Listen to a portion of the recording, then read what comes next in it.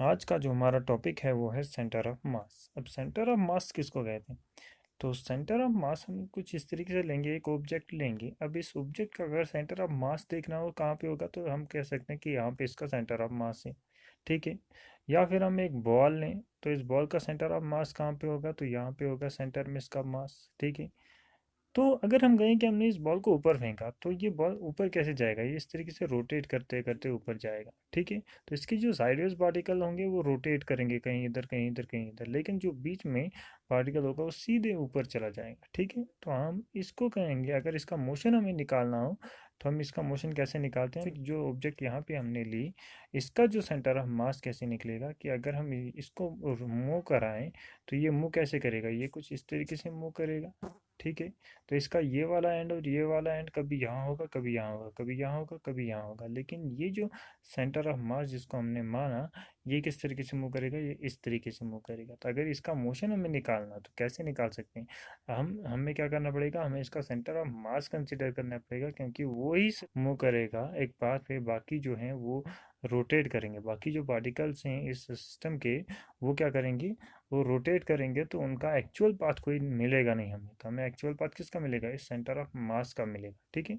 तो इसी को हम आगे डायग्राम में डिस्कस करेंगे कि हमारा जो एक्चुअल टॉपिक है वो है centre of mass of a two particle system.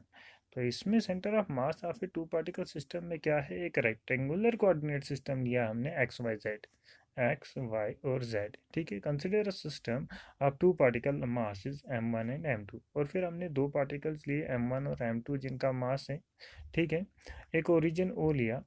ठीक है। Located at A and B respectively. ये मास m1 जो है कहाँ पे? ए पे है, और मास m2 कहाँ पे है? बी पे है। ठीक है। ओ से लेके ए तक पोजीशन वेक्टर r1 है। ठीक है। जो डिस्टेंस इन ओरिजिन से लेके इस ए पोजीशन तक है, और ओरिजिन से लेके इस बी पोजीशन तक जो डिस्टेंस है, उसको हमने किससे डिनोट किया? r2 पोजीशन वेक्टर से। ठीक है। ये हमें बताएगा कि इतनी दूरी पे और किस डायरेक्शन में है। ठीक है। अब अगर इनका सेंटर ऑफ मास निकालना हो तो कहाँ पे निकलेगा? तो इन दोनों का सेंटर ऑफ मास कहीं यहाँ बीच में होगा। ठीक है। अगर ये दोनों बॉडी जो हैं ये इक्वल मास होगा इनका, तो अगर कुछ केसेस ऐसे भी होते हैं कि जहाँ पे एक बॉडी का मास बहुत ज़्यादा एक का कम है, तो इसका सेंटर ऑफ मास कहाँ पे होगा? इसका सेंटर ऑफ मास अगर हम निकालें तो इस जो इसका जिस बॉडी का मास ज़्यादा है उसके करीब निकलेगा।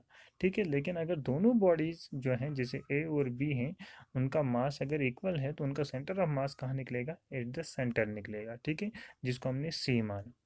अब ओ से लेके सी तक हमने पोजीशन वेक्टर क्या लिया? आर। अब ये आर जो है ये हमें इवेलुएट करना है, इसकी वैल्यू निकालनी है इस आर की। ठीक है। तो वो हम निकालेंगे कि इस आर की वैल्यू क्या निकलती है। तो हमने क्या लिया? एक रेक्टेंगुलर कोऑर्डिनेट सिस्टम लिया, एक्स वाई जेड। ठीक है। और एक बॉडी ली जिसका मास m1, और एक बॉडी दूसरी बॉडी जिसका मास m2। ठीक है। और ओ से ए तक पोजीशन वेक्टर r1, ओ से बी पोजीशन वेक्टर r2, और इनका सेंटर ऑफ मास हमने माना कि सी पे है, जहाँ पोजीशन वेक्टर जो है आर लिया। ठीक है। अब फर्दर इसका देखते हैं हम कि हमें आर निकालना है, आर की वैल्यू निकालनी है। तो टू इवालुएट आर, सपोज अब आर को निकालने के लिए हमने क्या कहा? कि हमने कहा v1। v1 क्या है? वेलोसिटी है। ठीक है। वेलोसिटी क्या होता है? Displacement upon time. तो डिस्प्लेसमेंट क्या था? r1 था। ठीक है। क्योंकि हमने कहा कि ओरिजिन से लेके ए तक जो डिस्टेंस था या डिस्प्लेसमेंट था वो क्या था? r1 था। तो डिस्प्लेसमेंट अपॉन टाइम, v2 की वैल्यू क्या निकलेगी? dt two upon dt। ठीक है। Displacement upon time. ठीक है। ये तो वेलोसिटीज़ निकली कि वेलोसिटीज़ क्या है उन बॉडीज़ की जो ओरिजिन से लेके कहीं दूरी ए और बी पे है, जो हमने डायग्राम में देखा। ठीक है। उसके बाद लेट F1। F1 क्या है? F1 external force applied on particle of mass m1। ठीक है। एक्सटर्नल फोर्स जो किस पे लग रही है? m1 पे लग रही है। कौन सी? F1। और F2 एक ऐसी एक्सटर्नल फोर्स जो किस पे लग रही है? m2 पे लग रही है, जिस उस बॉडी पे जिसका मास m2 है। ठीक है। तो यहाँ पे हमने देखा F1 कहाँ पे है? F1 यहाँ पे है। F1 इस ए बॉडी पे लग रही है, जो यहाँ ए पे जो बॉडी है, और F2 ये फोर्स इस बॉडी पे लग रही है जो बी पे है। ठीक है। और एक्सटर्नल फोर्सेस हैं ये, जो उन ए बॉडीज पर लग रही हैं जो ए और बी पर हैं। ठीक है।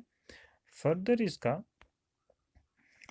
हमने कहा लेट F12 F12 क्या है? Internal force on M1 due to M2, और F21 internal force on M2 due to M1। F12 एक ऐसी internal force on M1 due to M2 जो M1 पे लग रही है, किसकी वजह से? M2 की वजह, उस बॉडी की वजह से जिसका मास M2 है। और F21 क्या है?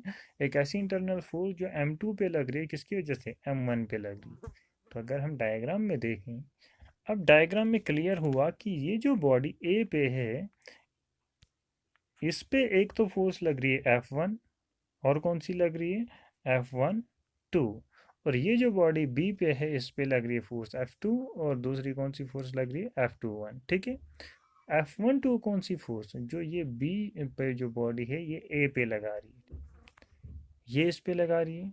ठीक है। और F21 ये ए बॉडी जो है इस पे लगा रही है। दैट मीन दोनों फोर्सेस क्या हैं? इक्वल एंड अपोजिट फोर्सेस हैं। ठीक है। अब linear momentum of particle m1, linear momentum क्या निकलेगा? तो हम जानते हैं मोमेंटम किसके बराबर होता है? Mass into velocity. ठीक है, m इंटू वी। ठीक है। तो हमने लिखा m1 v1। ठीक है। इसको हमने इक्वेशन सेकंड माना। ठीक है। अब dp1/dt क्या है? ये rate of change of momentum किसके बराबर होता है? फोर्स के बराबर। या हम न्यूटन का सेकंड लॉ हम याद करें, रिमाइंड करें कि न्यूटन का सेकंड लॉ क्या कहता है कि force is directly proportional to the rate of change of momentum, rate of change of momentum. ठीक है। ये है न्यूटन का सेकंड लॉ। तो यही यहाँ पे हमने लिखा कि rate of change of momentum is equal to किसके बराबर? फोर्स के बराबर। ठीक है। अब फोर्स कौन सी लग रही, किस पे? वो जो बॉडी ए पे है, उस पे एक तो F1 लग रही थी एक्सटर्नल फोर्स, एक फोर्स लग रही थी F12 जो इंटरनल फोर्स थी, जो किसकी वजह से लग रही थी? M2 की वजह से लग रही थी उस M1 पर। ठीक है। तो फिर हम क्या करें, इस सेकंड इक्वेशन का यूज़ करें तो क्या होगा? P1 की जगह हम ये वैल्यू पुट करें तो क्या आएगा? d/dt m1v1 is equal to किसके बराबर? F1 plus F12। ठीक है। तो ये तो निकला किसके लिए? जो बॉडी ए पे थी। तो जो बॉडी बी पे है उसके लिए भी हम निकाल सकते हैं सेम d/dt, लेकिन उसके लिए क्या आएगा? m2v2 is equal to F1 की जगह उस पर फोर्स लग रही थी F2, और F12 की जगह उस पर कौन सी फोर्स लग रही थी? F21। क्लियर? अब एडिंग थर्ड एंड फोर्थ, ये जो इक्वेशन थर्ड और फोर्थ निकली हमारे पास, थर्ड क्या थी? d/dt m1v1, और फोर्थ क्या थी? d/dt m2v2। Left hand side का इस साइड लिखा हमने, और राइट हैंड साइड जो इक्वेशन थर्ड और फोर्थ में था क्या था? F1 plus F12 plus F2 plus F21। ठीक है। दोनों को ऐड करेंगे तो क्या निकलेगा? उससे पहले हमने कहा कि जब डायग्राम में हमने डिस्कस किया, हमने कहा F12 वो फोर्स थी जो इस M2 की वजह से M1 पर लग रही थी, और F21 M1 की वजह से M2 पे लग रही। दैट मीन्स दोनों फोर्सेस इक्वल एंड अपोजिट हैं। तो F12 is equal to minus F21, तो दोनों कैंसिल आउट हो जाएंगी क्योंकि इक्वल एंड अपोजिट हैं, दोनों कैंसिल आउट हो जाएंगी। तो बचा क्या यहाँ पे? तो ये तो सेम आएगा लेफ्ट हैंड साइड वाला d/dt m1v1। तो यहाँ पे कॉमन निकाला मैंने d/dt, और अंदर क्या बचा? m1v1 प्लस m2v2, और इज इक्वल टू इस साइड क्या बचा? ये दोनों तो कैंसिल आउट हो जाएंगे क्योंकि इक्वल एंड अपोजिट है। बचा क्या? F1 plus F2। इस F1 प्लस F2 को मैं F के बराबर लिख सकता हूँ। ठीक है। F क्या है? F है टोटल एक्सटर्नल फोर्स, क्योंकि F1 क्या थी? इंटर ये एक्सटर्नल फोर्स जो उस बॉडी पे लग रही थी जिसका मास M1 था।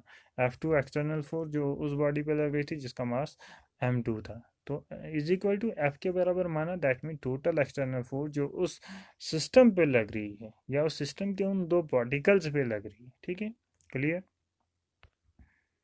उसके बाद using equation first we get, अब इक्वेशन फर्स्ट का इस्तेमाल करें हम तो क्या होगा? इक्वेशन फर्स्ट क्या थी? इक्वेशन फर्स्ट थी v1 is equal to dr1/dt। ठीक है। या v2 is equal to dr2/dt। ठीक है। अब अभी जो इक्वेशन हमारे पास निकली लास्ट वाली इक्वेशन, वहाँ पे क्या था? m1v1 सेम इक्वेशन थी, d/dt कॉमन निकाला था, और यहाँ क्या था? m1v1, v1 की जगह ये वैल्यू पुट की जो इक्वेशन फर्स्ट में हमने देखी थी dr1/dt, और m2v2 था तो v2 की जगह ये वैल्यू पुट की drt2/dt is equal to f total external force. ठीक है। d/dt और अंदर क्या बचा फिर, ये तो बाहर से आया, अंदर क्या बचा, ये डी बाई डी टी और ये by d by d t common निकाला मैंने, बचा क्या, M1 R1, वही लिखा, plus M2 R2 is equal to F.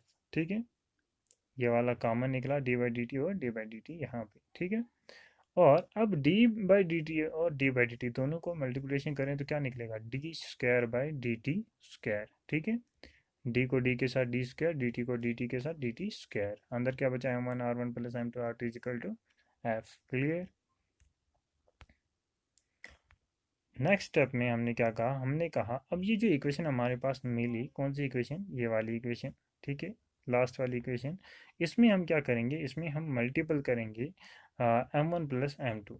ठीक है, multiplying with numerator and denominator. तो हमने क्या किया, न्यूमरेटर के साथ भी मल्टीप्लाई किया M1 प्लस M2, डिनोमिनेटर के साथ भी मल्टीपल किया, बाकी की इक्वेशन वही जो पीछे थी। ठीक है, तो जब हमने मल्टीप्लाई किया न्यूमरेटर और डिनोमिनेटर के साथ तो क्या होगा, तो यहाँ पे एक कंसेप्ट हम देखते हैं कि इस इक्वेशन को पहले यहीं रहने दें, तो यहाँ पे हम देखें कि एक्सेलरेशन किसके बराबर होता है।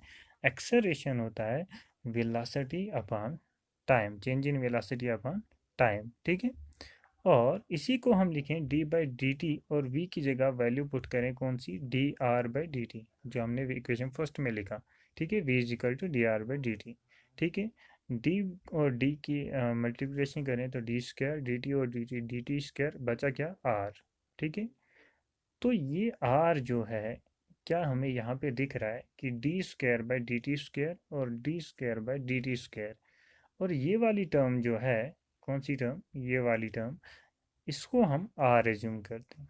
ठीक है, एक्सेलरेशन उनमें कितना आएगा। ठीक है, तो इस वैल्यू को हम आर के बराबर माने, क्योंकि एक्सेलरेशन होता है change in velocity upon time, तो इसी को हमने लिखा डी बाई डी टी, और वी की वैल्यू क्या थी, D r by d t. ठीक है, और इसको बाहर निकालें, डी बाई डी टी को तो मल्टीप्लाई करें इसके साथ, तो बना D square by d t square, जो यहाँ पे हमें था, और फिर क्या बचा, आर, तो आर की वैल्यू क्या आएगी, ये वाली वैल्यू। ठीक है, तो हम इस वैल्यू को आर के बराबर मान सकते हैं। ठीक है, M1 R1 plus M2 R2, M1 plus M2। तो फिर हम लिख सकते हैं, क्या लिख सकते हैं, M1 plus M2, M1 plus M2 same, D square by d t square same, इस वैल्यू वाली वैल्यू को हमने R के बराबर माना तो R लिखा मैंने, इज इक्वल टू F। ठीक है, ये हमारा फाइनल एक्सप्रेशन निकला। तो ये था हमारा centre of mass of a two particle system, जिसमें हमने दो पार्टिकल्स लिए, उनका सेंटर ऑफ मास कंसीडर किया सी पे, जो हमने कहा कि मासेस अगर इक्वल हैं तो सेंटर में होगा, अगर मासेस इक्वल नहीं होगा तो जिस साइड ज़्यादा मास होगा उसके नज़दीक थोड़ा सेंटर ऑफ मास निकलेगा। ठीक है, तो फिर हमने कहा इसका पोजीशन वेक्टर R1, इसका R2, और इसका पोजीशन वेक्टर क्या था, R, और इस R की वैल्यू निकालनी थी, जो हमने निकाली। उस R की वैल्यू हमारे पास क्या निकली, ये हमारे पास R की वैल्यू निकली यहाँ पे। ठीक है, तो ये था हमारा centre of mass of a two particle system. Thank you.